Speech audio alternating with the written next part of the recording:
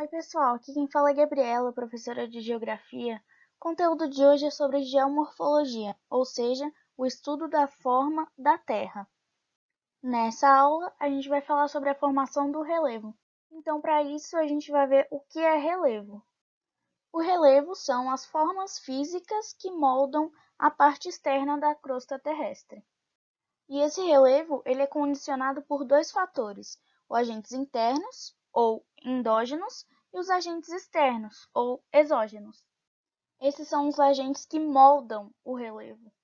Os agentes endógenos, eles também são chamados de agentes estruturais, porque eles que formam as estruturas internas dos relevos. E esses agentes são o tectonismo, o vulcanismo e os terremotos.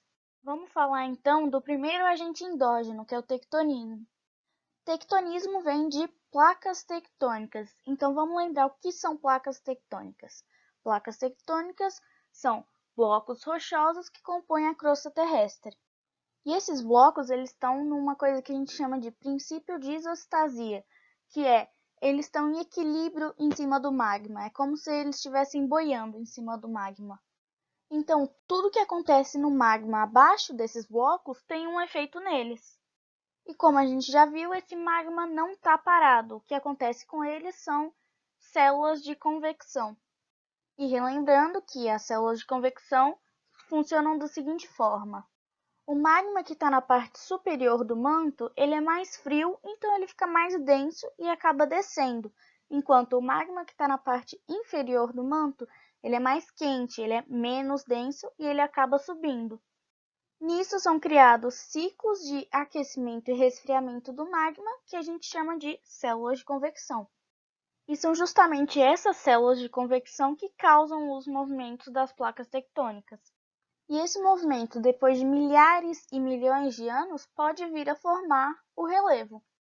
A gente vê isso no contato convergente, ou seja, no encontro de duas placas, ou no contato divergente de duas placas.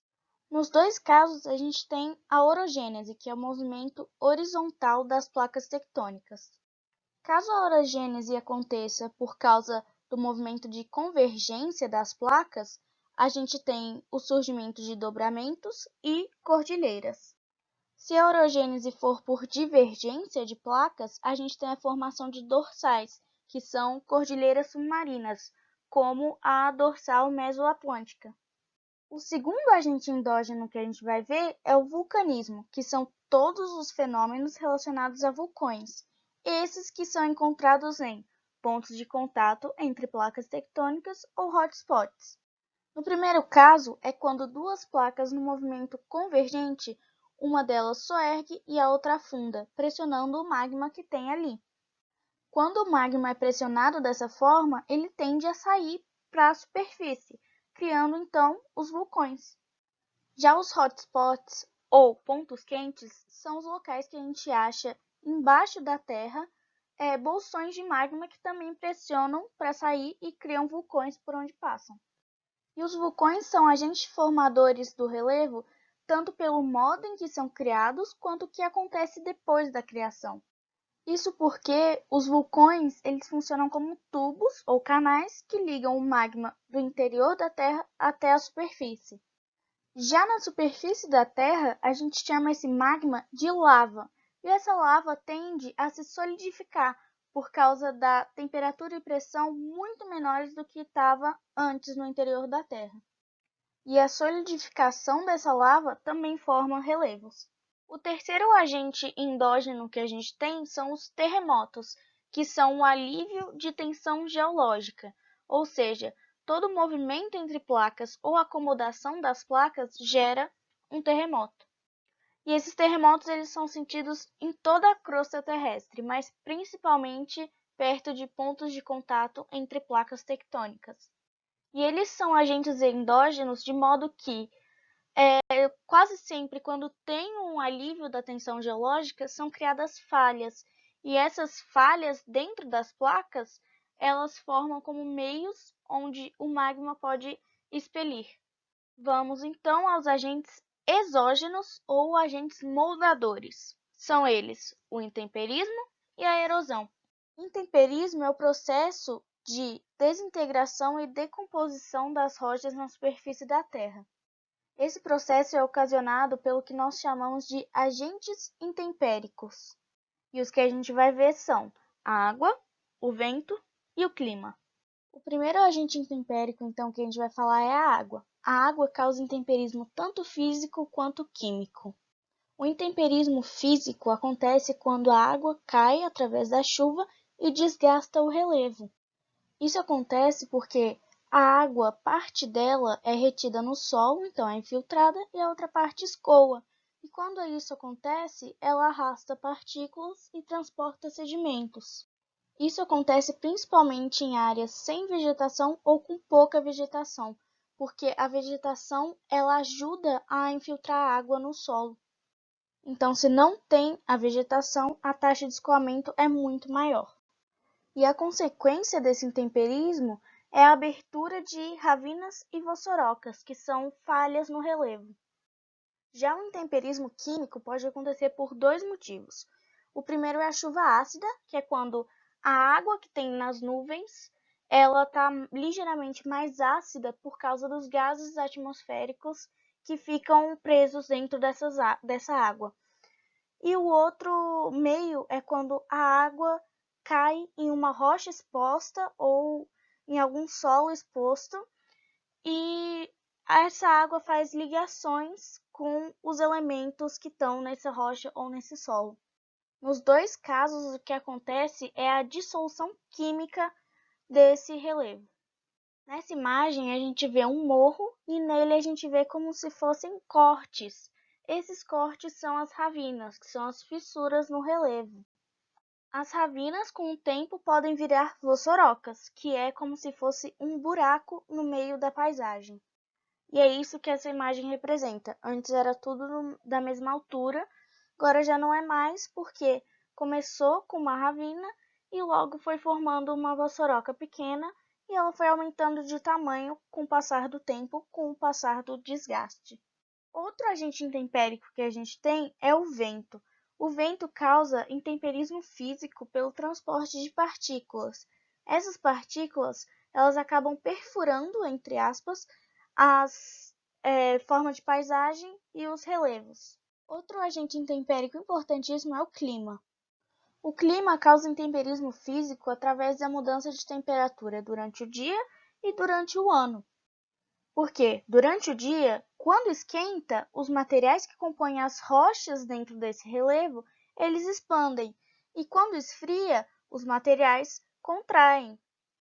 Isso pode causar rachaduras e, eventualmente, rupturas nas rochas desses relevos. Já num período de tempo maior, o clima é muito importante por causa das estações do ano. Isso porque em cada estação, a vegetação, que é o que recobre o relevo ou protege ele, ela reage de um modo diferente.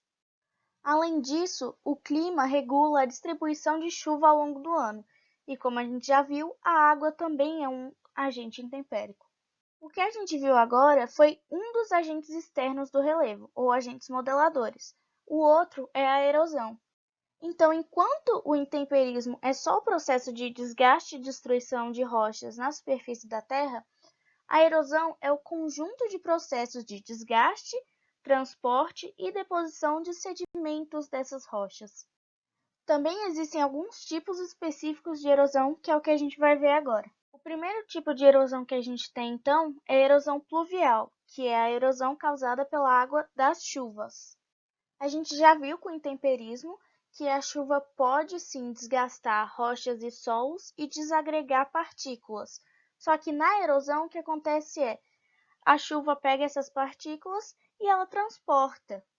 E depois desse transporte tem a deposição desses sedimentos, que pode ser no leito de um rio, na margem de um rio ou em áreas mais baixas e planas. Quem sabe, com o passar dos anos, de milhões de anos, esse lugar também não vire uma bacia sedimentar. Pode ser que ocorra. Outra erosão que a gente tem é a erosão eólica, que é pela ação do vento. Novamente, a gente viu como acontece a ruptura ou fragmentação das rochas ou do relevo através do vento, Mas aqui a gente vê também que essas partículas que saem, elas podem ser transportadas e depositadas. Dependendo do local ou da região em que acontece isso, as partículas que são transportadas podem ser grãos de areia, e quando elas são depositadas, elas formam dunas, já que a areia nada mais é do que fragmentos muito pequenos de rochas. Outro tipo de erosão que a gente tem é a erosão marinha, que é a ação das águas dos mares. Nesse tipo de erosão, o que acontece é o desgaste de rochas e do solo litorâneo. Então é que nem o ditado: água mole e pedra dura, tanto bate até que fura.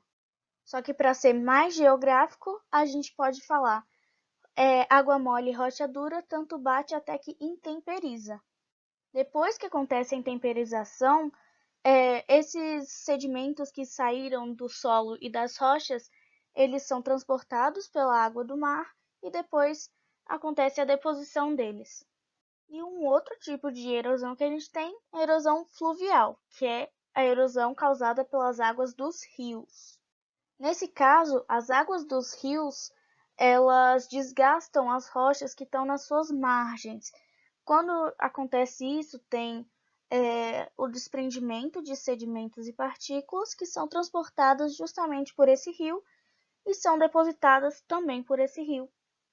A deposição desses sedimentos pode acontecer tanto no fundo desses rios, no leito, ou quando eles desaguam em algum corpo hídrico maior. A gente vai ver sobre rios mais para frente nas aulas de hidrografia. É válido a gente falar também sobre a erosão glacial, que é a erosão causada pelo gelo de geleiras.